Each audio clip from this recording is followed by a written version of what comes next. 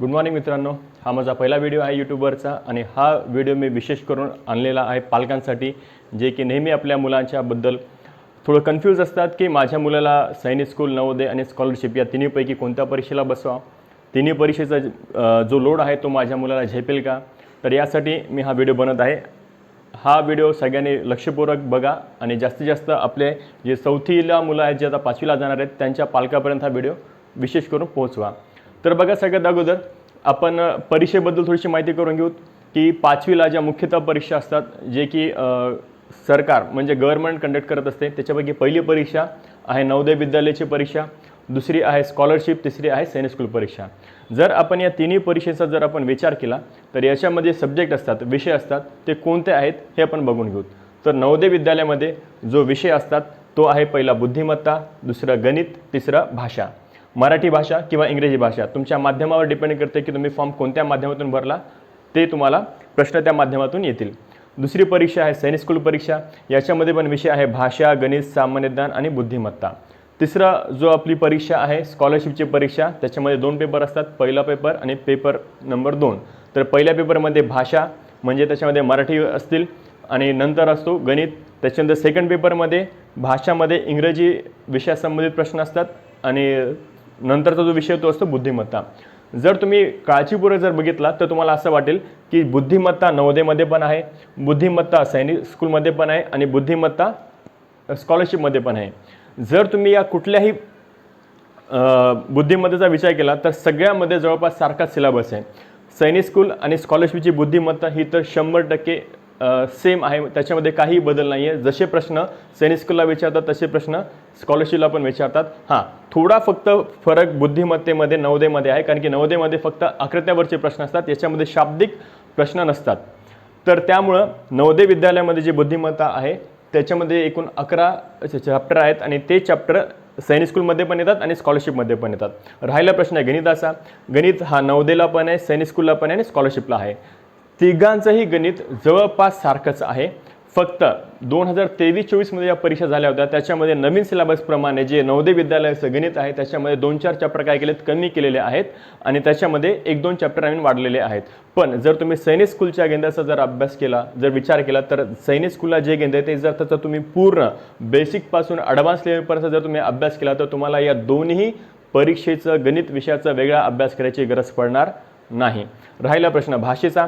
याच्यामध्ये तुम्हाला उतारे असतात 4, त्या 4 उतारावर 20 प्रश्न असतात, एकूण 25 मार्क असतात. इथं जे भाषा आहे याच्यामध्ये तुम्हाला ग्रामर पण आहे आणि तुम्हाला एक उतारा पण येतो. स्कॉलरशिपमध्ये तसंच आहे, भाषिक प्रश्न आहेत आणि उतारा पण असतो. याचा अर्थ असा की जर तुम्ही सैनिक स्कूलच्या भाषेचा अभ्यास केला तर तुमचा स्कॉलरशिपचा भाषा होऊन जाईल. जर तुम्ही सैनिक स्कूलच्या गणिताचा अभ्यास केला तुमचं नवोदयचं गणित आणि स्कॉलरशिपचं गणित होऊन जाईल. जर तुम्ही सैनिक स्कूलच्या बुद्धिमत्तेचा अभ्यास केला तर तुमचं स्कॉलरशिपचं बुद्धिमत्ता आणि नवोदयची बुद्धिमत्तासुद्धा कंप्लीट होऊन जाईल. तर त्यासाठी सर्वांनी माझ्या मते असं विचार करायला पाहिजे की तुमच्या मुलाला या तिन्ही परीक्षेला तुम्ही बसवायला पाहिजे. त्याला तो अभ्यास झेपेल की झेपणार नाही हा तुम्ही मुळीच विचार करू नका. मुलाला सर्व काही झेपते, फक्त तुमची तयारी पाहिजे. तुम्ही मुलाला असे प्रश्न विचारून त्याच्या मनामध्ये शंका निर्माण करू नका. राहिला प्रश्न की याची तयारी कशी करावी, तर तुम्ही पॅरलली असा अभ्यास करू शकता. जसं की जर तुम्ही गणिताचा अभ्यास करत असाल तर तुम्ही तिन्ही परीक्षेचं जे सिलेबस आहे त्याच्यामध्ये गणिताला कोणकोणते चॅप्टर आहेत त्या चॅप्टरप्रमाणे तुम्ही एकच धडा या तिन्ही पुस्तकातून जर तुम्ही कव्हर करत गेला तर तुमचा भरपूर सराव पण होईल. पहिला प्रश्न आता सामान्य ज्ञानचा.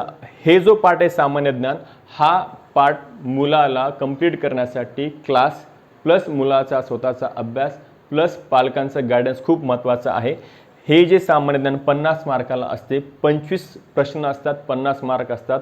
हे तुमचं मेरिट डिसाईड करते. इथं जर तुम्ही चांगले मार्क घेतला तर तुमचे सैनिक स्कूलला लागायचे चान्सेस भरपूर वाढून जातात. यासाठी तुम्ही काय करणार, रोज पेपर वाचणार. यासाठी तुम्ही काय करणार, जे चालू घडामोडी असतात, यूट्यूबवर वेगवेगळे पेजेस आहेत, क्रेझी जी की ट्रिक्स आहेत किंवा सरळ सेवेसाठी जे यूट्यूबवर जे पेज बनवले आहेत तुम्ही त्याला लाईक करू शकता. त्यांचं जे सामान्य ज्ञान ते तुम्ही मुलांना सांगू शकतात, त्याला तुम्ही वारंवार विचारू शकतात, त्यासोबत तुम्ही डिस्कस करू शकतात. या माध्यमात तुमचं सामान्य ज्ञान हे कंप्लीट होऊ शकते आणि तुमचा नंबर सैनिक स्कूलला लागू शकते. स्कॉलरशिपमध्ये एक इंग्रजी भाषा आहे की ज्या दोन्ही परीक्षेला नाही. तर ही जो इंग्रजी भाषा विषय आहे याच्यामध्ये तुम्हाला व्होकॅब्युलरी प्लस सिम्पल से ग्रामरचा पार्ट असतो, तो तुम्हाला कव्हर करावा लागेल. मॅक्झिमम स्कॉलरशिपमध्ये भाषा आणि ही भाषा म्हणजे मराठी आणि इंग्रजी या दोन्हीमध्ये जर तुम्हाला चांगले मार्क पाहिजे असतील तर तुम्हाला शब्दसंग्रह वाढवावाच लागेल. याच्याशिवाय तुम्हाला चांगले मार्क याच्यामध्ये पडणार नाही. स्कॉलरशिपची परीक्षा असते 300 मार्काची, 150 प्रश्न असतात. पेपर नंबर 1 मध्ये 75 प्रश्न, पेपर नंबर 2 मध्ये 75 प्रश्न. सैनिक स्कूलला 125 प्रश्न असतात. याच्यामध्ये गणित 150 मार्काला असतो. 50 प्रश्न असतात, 50 प्रश्नाला 150 मार्क. भाषाला 25 प्रश्न 50 मार्क, सामान्य ज्ञान 50 मार्क, बुद्धिमत्ता 50 मार्क. अशा प्रकारे याचे 300 मार्क होऊन जातील. नवोदय विद्यालय बुद्धिमत्ता 40 प्रश्न 50 मार्क, गणित 20 प्रश्न 25 मार्क आणि भाषा 20 प्रश्न 25 मार्क असे 100 प्रश्न होत असतात.